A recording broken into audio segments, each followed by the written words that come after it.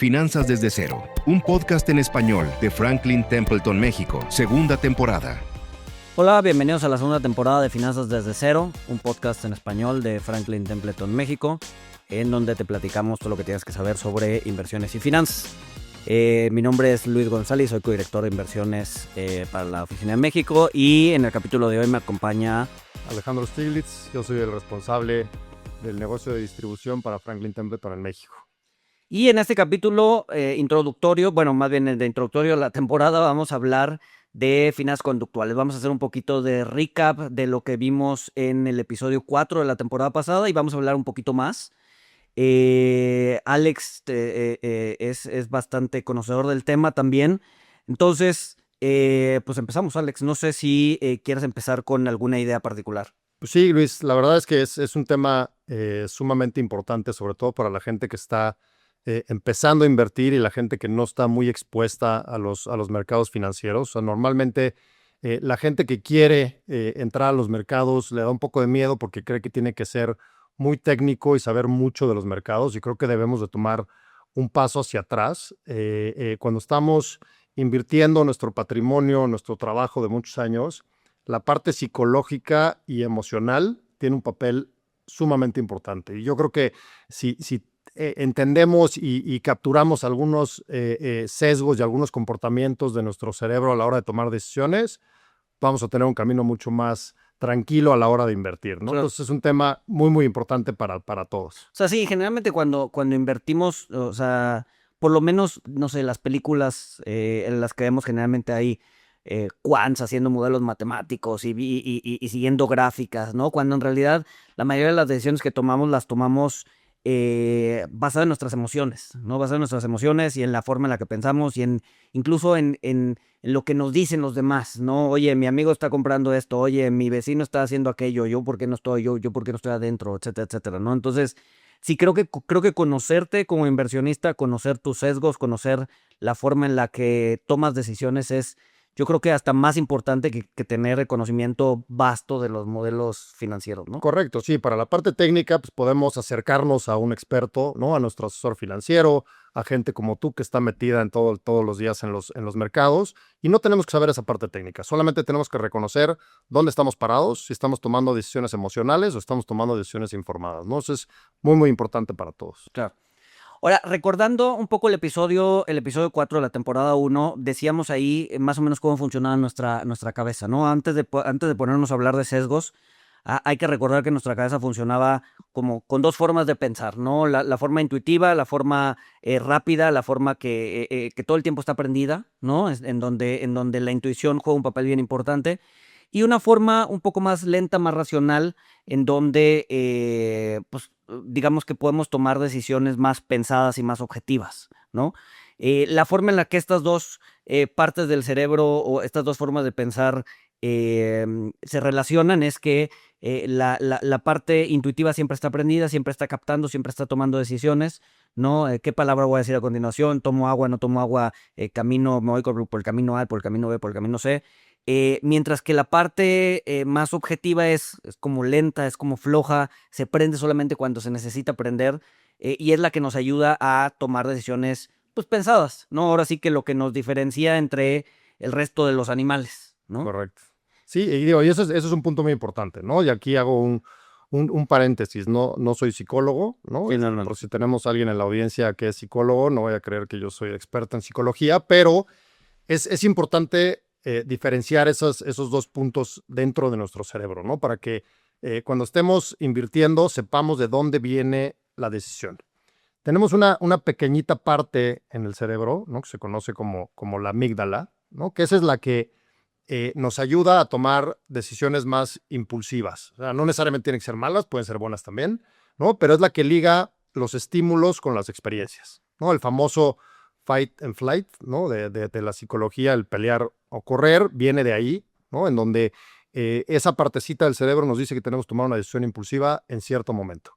Y la parte frontal del cerebro es la que nos permite tomar decisiones informadas. O sea, si fuéramos una computadora, nuestro servidor sería la parte frontal en donde acumulamos información y podemos tomar decisiones más informadas, pero tendemos, sobre todo en los mercados financieros, a tomar decisiones con la parte pequeñita esa que hablábamos, ¿no? Decisiones impulsivas. Cuando vemos los pizarrones rojos en los mercados y vemos volatilidades, normalmente lo asimilamos con una mala experiencia, ¿no? Con pérdidas de dinero, y normalmente los inversionistas salen corriendo en ese momento, ¿no? Creo que debemos siempre de tomar decisiones con la parte frontal, en donde pues existen toneladas de información donde nos podemos educar de que si estamos tomando esa decisión de manera correcta o no, ¿no? Creo que para ciertas situaciones de nuestras vidas, la parte pequeña del cerebro nos ayuda a tomar decisiones correctas, ¿no? Pues sí, en el ejemplo de la psicología del diente de sable y los cavernícolas, esos tomaban la decisión de salir corriendo o pelear con esa parte pequeña del cerebro, ¿no? Pero en los mercados financieros tenemos que tener decisiones informadas para no equivocarnos, ¿no? Mucha gente cuando toma decisiones emocionales, decisiones impulsivas, probablemente se pueda equivocar. Uh-huh. Pero ahora es bien difícil tomar todo el tiempo la decisión correcta, porque eso implica tener prendido en todo momento esa parte analítica del cerebro que es lenta y que además te requiere mucha energía, ¿no? Entonces, yo creo que de ahí nace la idea del sesgo, ¿no? La idea de tienes a la parte intuitiva que te está reportando todo el tiempo cosas, y muchas veces la parte, digamos que racional, los deja pasar, ¿no? Es decir, todo lo que te está reportando dice, bueno, sí, esto sí es cierto, sí es cierto, sí es cierto, y salvo cuando tengas que tomar una decisión importante es cuando se prende y dice, bueno, a ver, esto lo vamos a analizar bien, ¿no? Right. El problema es que prenderlo cuesta trabajo y no siempre lo tenemos prendido, ¿no? Y de ahí nace ese sesgo, esa idea de pues se llama sesgo porque digamos que es una desviación respecto a lo que es racional, ¿no? Entonces, ¿cómo le hacemos para evitar la menor cantidad de desviaciones? O sea, siempre vamos a tener desviaciones del objetivo, siempre, porque no puede estar prendido todo el tiempo nuestra parte objetiva, ¿no? Pero ¿cómo le hacemos, ¿no? Para evitar la menor cantidad, para evitar la menor cantidad de desviaciones. Y la respuesta, por lo menos al inicio, es conociendo o sabiendo qué tipo de desviaciones hay, ¿no? Entonces, yo hablaría primero del sesgo de disponibilidad, Uh-huh. ¿no? ¿Qué es no sé si nos quieres platicar. Sí, o sea, el sesgo de disponibilidad lo que te dice es que entre más reciente y más dramática es la noticia, más se nos queda grabada en el cerebro, ¿no? Y hay muchísimos ejemplos de esto. Y si tenemos, hablando de los mercados financieros, ¿no? Si tenemos una crisis reciente, ¿no? Que tuvimos muchísima volatilidad en los mercados y tuvimos una mala experiencia porque tuvimos algunas pérdidas, probablemente esa noticia o ese escenario se nos va a quedar grabado en nuestro cerebro durante más tiempo, ¿no? Vuelvo a lo mismo. Si la noticia es grave o reciente, se nos queda más grabada en nuestro cerebro, ¿no? Entonces tenemos que tratar de eliminar el ruido de las decisiones. Eso es sumamente importante porque normalmente cuando escuchamos a los medios, entre más amarillista y más dramática la noticia, pues más audiencia tiene, ¿no? O más interés de la audiencia va a tener. Entonces tenemos que también tratar de limpiar las noticias, tratar de que las noticias, por más dramáticas o recientes que sean, no necesariamente tienen que tener un impacto en nuestra toma de decisiones, ¿no? Entonces, es un poco por ahí, ¿no? Es ese sesgo disponible de la información que tenemos disponible, cómo la usamos y cómo la implementamos para tomar decisiones en las inversiones. Y menciona los medios de comunicación porque los medios de comunicación yo creo que sí juegan un papel bien importante en cómo funciona este sesgo. Ponías el ejemplo de los mercados, déjame poner otro, ¿no? El ejemplo de las muertes en una zona, ¿no? Generalmente, hablado de amarillismo, generalmente las noticias es mucho más atrayente decir, a ver, hubo una masacre aquí o hubo asesinatos en esta zona, ¿no? Y uno podría pensar, oye, la probabilidad de morir, ¿no? De una forma violenta es mucho más alta que la probabilidad de morir de un ataque al corazón, ¿no? Correcto. Cuando en realidad morir de un ataque al corazón, uno, no aparece en las noticias, porque no, o sea, a nadie le interesa decir, fulanito de tal se murió de un ataque al corazón, pues no, se murió, ¿no? Punto. Cuando en realidad morir de una afección cardíaca es 10 o 100 veces más probable que morir de una forma violenta, ¿no? Sin embargo, le tenemos más miedo a un tipo de muerte que al otro, Correcto. ¿no? Pues y al final del día es muerte, ¿no? Entonces, al final del día ese sesgo de disponibilidad, pues sí está, digamos, empujado mucho por los medios y por su necesidad de vender y de que la gente los vea, ¿no? De acuerdo, la realidad es que es eso, ¿no? A veces los medios pueden ser nuestro peor enemigo a la toma de decisiones porque no necesariamente es la información que necesitamos escuchar y probablemente esté nublando lo que queremos realmente decidir en nuestro portafolio de inversión, que nos va a hacer que tengamos éxito en el largo plazo, ¿no? Las noticias, entre más dramáticas y más recientes son, más volatilidad generan en los mercados y más volatilidad generan en la toma de decisiones de los inversionistas. Muy bien.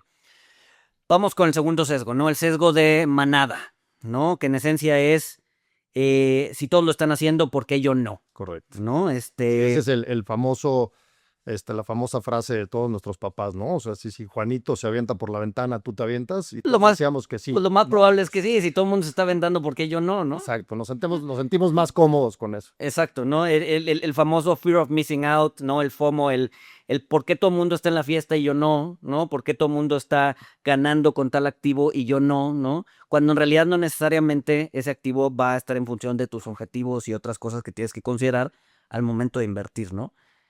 Correcto, y mira, sí, yo creo que este sesgo es el más importante y el que más consciente tenemos que tener, ¿no? O sea, es normal, ¿no? Como ya decíamos, nos sentimos más cómodos haciendo lo que hacen los demás. O sea, eso es una realidad, ¿no? Y en los mercados esto debe ser contrario, ¿no? Lo único que genera este comportamiento de los inversionistas son burbujas, ¿no? Lo hemos visto a lo largo de la historia.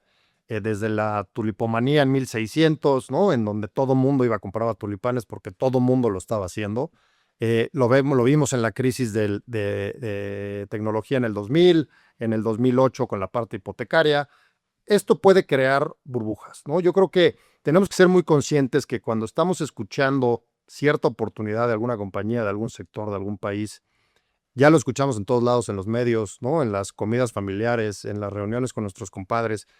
Tenemos que levantar todas las alarmas, ¿no? Probablemente cuando ya nos está llegando la noticia por ahí, probablemente ya vayamos tarde. Sí, ya cuando tu abuelita te pregunta, oye, ¿qué es eso del Bitcoin? Correcto. Ahí es cuando ya tenemos que levantar las alarmas porque ya probablemente todo el mundo está tratando de comprar esa clase de activo, ¿no? Entonces, tenemos que ser un poco contrarios. No es difícil, justo por el FOMO, de decir, oye, pues si tú llegas y me platicas en una comida que traes un retorno del 200% en X clase de activo, pues es difícil no querer participar, ¿no? Pero probablemente ya vamos tarde y la peor experiencia que puede llegar a tener un inversionista en ese sentido es que si esa burbuja, ¿no? De acumulación de la manada en cierta clase de activos revienta, ¿no? Es cuando la mala experiencia viene, ¿no? Porque tienes a lo mejor retornos de dobles, triples dígitos, revienta la burbuja y te vas a ir a retornos negativos probablemente, ¿no? Entonces, tenemos que tratar de evitar las malas experiencias y el seguir a la manada es evitar una mala experiencia.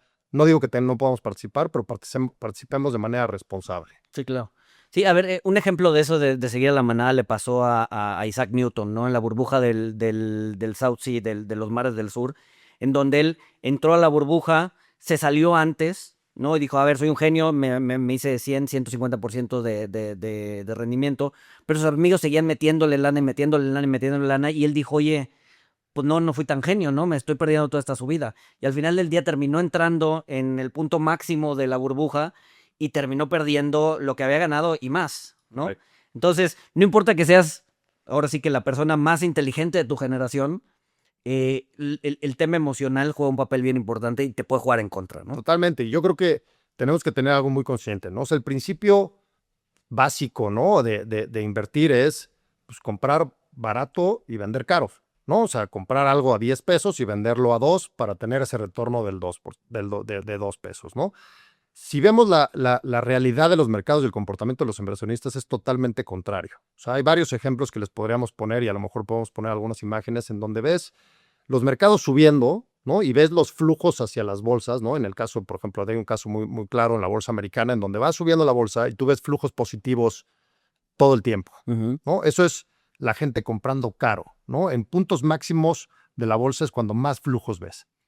Y cuando tienes bajadas o crisis o oportunidades de compra por precio, es cuando los flujos salen de la bolsa americana, ¿no? Entonces, eso no cumple el principio básico de comprar barato y vender caro, ¿no? Sí, claro. El inversionista se comporta de manera distinta. Entonces, si estamos muy conscientes de este sesgo de manada y de que tenemos que tratar de buscar oportunidades comprando barato y vendiendo caro, ¿no? Vamos a aprovechar mucho mejor las oportunidades. Claro. Y eso me da pie a hablar del siguiente sesgo, que es que dices, oye, las cosas están bajando y entonces estoy vendiendo barato, ¿no? Estoy vendiendo cuando las cosas bajan y es la aversión a la pérdida, ¿no? Correcto. Estamos cableados para buscar evitar las pérdidas. No aversión al riesgo, ¿no? O sea, hay veces que buscamos el riesgo, hay veces que lo evitamos, pero lo que siempre buscamos evitar es una pérdida. Entonces, cuando estamos perdiendo, ¿no? Generalmente nos queremos retirar, ¿no? Correcto. Y es una mezcla entre este comportamiento de manada, que es cuando todo está subiendo y yo también me subo a la manada, pero cuando todo está bajando, pues ya no quiero, o sea, quiero evitar esas pérdidas o quiero evitar más pérdidas y termino vendiendo en un momento que no debería hacerlo. Es exactamente eso. O sea, en el momento que vendemos con pérdidas, ya es una pérdida realizada, ¿no? Eso es muy, muy, muy importante, ¿no? Entonces tenemos que ser muy conscientes de que el dolor de perder es del doble del sentimiento de ganar, ¿no? Eso es también, digo, sin ser psicólogo, ¿no? Está comprobado psicológicamente que el sentimiento de perder es del doble del sentimiento de ganar. O sea, sentimos mucho más feo cuando perdemos que cuando ganamos, o sea, que la satisfacción de cuando ganamos. Entonces, por eso los inversionistas cuando sienten pérdidas o tienen pérdidas en sus portafolios de inversión o en lo que hayan decidido invertir, tienden a salir corriendo porque el sentimiento es feo, ¿no? Y es normal, ¿no? O sea, a lo mejor estamos invirtiendo el patrimonio que llevamos trabajando durante muchos años y vemos algunas pérdidas, pues tendemos a sentir ese dolor, ¿no? Y a tratar de evitar esas pérdidas.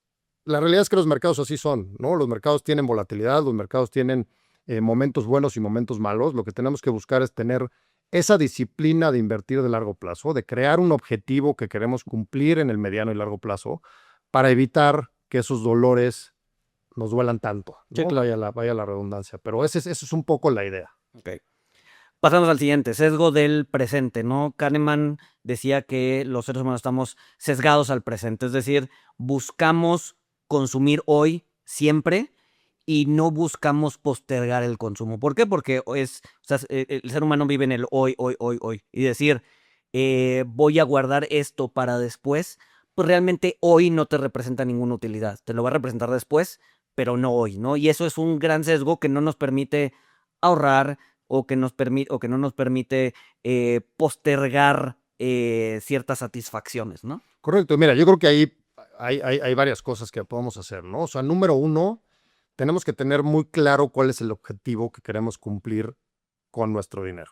Y eso quiere decir que a lo mejor podemos romper, digamos, los objetivos de nuestro dinero. Si tenemos 100 pesos, podemos romper en ciertos cajones con distintos objetivos para que realmente todo se cumpla, ¿no? Porque normalmente lo que vemos es, arrancamos una inversión hoy, ¿no? Te convenzo, Luis, de que pues, necesitas ahorrar para el retiro. Arrancamos muy bien, los mercados van subiendo, los retornos van positivos, invertiste 100 pesos y lo volteamos a ver después de 10 años y a lo mejor son 250 pesos. Normalmente lo que pasa es que los inversionistas tienden a agarrar cierto dinerito de ahí para cumplir con objetivos de corto plazo, ¿no? Y hay un ejemplo ahí de, pues bueno, vamos hacia el objetivo de cumplir, de pagar la universidad de nuestros hijos, pero a la mitad del camino nos encontramos que ya tenemos una buena lanita ahí ahorrada y vamos y compramos un coche nuevo, ¿no? Ahí ya rompimos totalmente con el objetivo, ¿no? Entonces, yo creo que encajonar y romper los objetivos dentro de lo que queremos cumplir es clave, ¿no? Y no tocar ninguno de ellos para que realmente se cumplan, porque si no vamos a estar consumiendo parte de ese éxito antes de tiempo. Entonces creo que eso es importante para todos. Que ahí tocas un sesgo bien interesante que es el sesgo de la contabilidad mental, ¿no? Y ahí y me da pie a decir que no necesariamente todos los sesgos son malos. Por ejemplo, ese sesgo de la contabilidad mental lo que te dice es parte el dinero en distintos objetivos, ¿no? Para la educación, para las vacaciones, para el retiro, para lo que sea. O sea, de manera objetiva no estás no estás maximizando el dinero. Sí. ¿Por qué? Porque lo estás partiendo, ¿no? Entonces, probablemente si ves a tu patrimonio como tal, pues vas a estar mucho más sesgado a temas de liquidez o a temas de corto plazo, ¿no? Si al final del día rompes esas barreras que mentalmente tú hiciste, ¿no? Entonces, no estás siendo completamente objetivo, no estás siendo completamente racional porque no estás maximizando toda tu riqueza. Pero esa contabilidad mental justo te ayuda a ejercer autocontrol. Oye, si el dinero ya está en este bucket, no lo voy a tocar porque es para mi retiro. Si el dinero está en este bucket que se llama vacaciones, pues no lo voy a usar para comprar el súper. ¿Por qué? Porque me quiero ir de vacaciones, ¿no? Entonces, ese es un ejemplo de un sesgo que no necesariamente está mal, Es correcto. ¿no?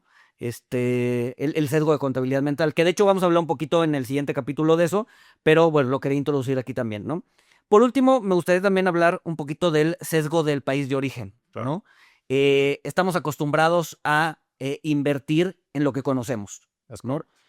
No nos gusta, y a ver, y no solo invertir, estamos acostumbrados a exponernos solamente a lo que conocemos y no nos gustan como nuevas experiencias o nuevas oportunidades. ¿Por qué? Porque pueden representar un peligro, ¿no? De acuerdo. A ver, y la verdad que eso creo que es un error, y es justo lo que dices, ¿no? O sea, nos sentimos más cómodos invirtiendo en lo que creemos que sabemos más. Y eso es importante, creemos que sabemos más, ¿no? Porque si vemos empresas de la bolsa americana, ¿no? De la bolsa mexicana, nos sentimos más cómodos pues porque los vemos en el súper, o los vemos en la calle, o los vemos en las cosas que consumimos, y creemos que nos sentimos más cómodos porque las conocemos o conocemos la marca. No sabemos más de Cemex que sabemos de Nvidia o de Tesla o de otras compañías a nivel global, ¿no? O sea, yo creo que tenemos que exponernos a oportunidades globales porque ahí es donde realmente está la oportunidad. No digo que no hay oportunidades en México, sin duda hay, pero si vemos la capitalización global, las empresas importantes están fuera de nuestro país, ¿no? Tenemos oportunidades interesantes en nuestro país, pero también tenemos que abrir nuestro espectro y buscar opciones fuera de México y romper esa incomodidad, ¿no? Que pues, al final es un poco falsa porque tampoco sabemos mucho de lo que estamos haciendo aquí Sí, claro. en México, ¿no? Entonces, Claro.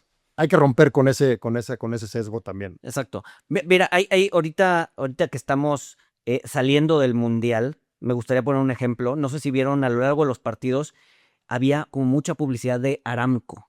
Aramco, Aramco, Aramco, Aramco. Y en algún punto yo me pregunté, oye, ¿por qué se están poniendo tanta publicidad de Aramco si el 99.9% de las personas que están viendo la transmisión no son sus consumidores directos? Generalmente Aramco le vende a refinerías, a países, pero no te vende a ti, no te vende a mí, Correcto. ¿no? Y es un tema de reconocimiento, es un tema de dar a conocer la marca, que también está muy ligado al tema de Arabia Saudita, y entonces se vuelve menos, digamos, menos extraña, y es mucho más fácil que termines aceptando ya sea una ideología o una corriente de pensamiento. No necesariamente se están vendiendo petróleo, pero sí De te acuerdo. están vendiendo un posicionamiento de marca que tiene que ver con el país y con la empresa y con el petróleo, ¿no? Para sentirse más cómodos, ¿no? Y eso es clave, ¿no? O sea, y un poco volviendo a lo mismo, a veces la gente cree que no tenemos la posibilidad de podernos exponer a ese tipo de empresas. Eso también es un error, ¿no? Hoy en cualquier plataforma en la que podamos invertir nos podemos exponer a cualquier compañía a nivel global, ¿no? O sea, tenemos un mercado internacional súper amplio en nuestro país. Entonces, perdámosle el miedo a exponernos a cosas fuera de nuestro país y a marcas que no, o no necesariamente marcas, ¿no? También lo podemos ver en la renta fija, ¿no? Que nos den oportunidades mucho más amplias. Claro. Entonces, bueno, para cerrar, ¿no? En esencia, no podemos eliminar nuestros sesgos, ¿no? Pero sí podemos empezar a construir procesos para intentar atemperarlos, ¿no? Y uno de los primeros procesos es conocerlos, o sea, saber cómo funcionan, a qué estamos expuestos. Te digo, no los podemos apagar, ¿no? Al final del día, cuando hablo de sesgos, me gusta decir que es como la respiración. Todo el tiempo estás respirando, respirando, respirando. El 99% del día no te das cuenta que estás respirando, pero hay un momento en el día en que dices, ok, estoy respirando y puedo controlar mi respiración, puedo pausarla, puedo suspirar, puedo ralentizarla, lo que sea, pero llega un momento en el que se te olvida y vuelves a respirar de manera natural. Correcto. El sesgo es igual, ¿no? Todo el tiempo está prendido, pero llega un momento en donde puedes darte cuenta de que está prendido y lo puedes manipular, ¿no? Lo mismo va a suceder con la respiración y con los sesgos. Entonces, lo importante es saber que existen, saber cómo se presentan y en el momento adecuado, sobre todo cuando estás tomando una decisión, poder decir, a ver, sesgo, tú aguántame aquí tantito Exactamente. y voy a empezar a tomar decisiones más objetivas. Correcto, pues sí, y volvemos con lo que arrancamos. Todo esto es cero técnico, o sea, no tiene nada de técnico, es 100% psicológico y emocional. Y nos tenemos que exponer a estos sesgos para poderlos entrenar y reconocer. Y eso es justo lo que queremos dejarles con esta plática, ¿no? Que lo que dices, es reconocerlos y identificarlos en el momento en los que tenemos que pues, ponerlos de lado o usarlos de manera eficiente, ¿no? Entonces es justo eso, ¿no? No somos robots, somos emocionales y siempre lo vamos a tener expuesto. Hay que entrenarlo, hay que reconocerlo, sobre todo para no caer en errores no técnicos, ¿no? Que nos podrían evitar tener un éxito a la hora de invertir. De acuerdo. Pues bueno, Alex, mil gracias por venir. Vamos a seguir teniendo a Alex en episodios más adelante. Y pues nada, nos escuchamos el siguiente miércoles. Gracias. Finanzas desde cero, un podcast en español de Franklin Templeton México, segunda temporada.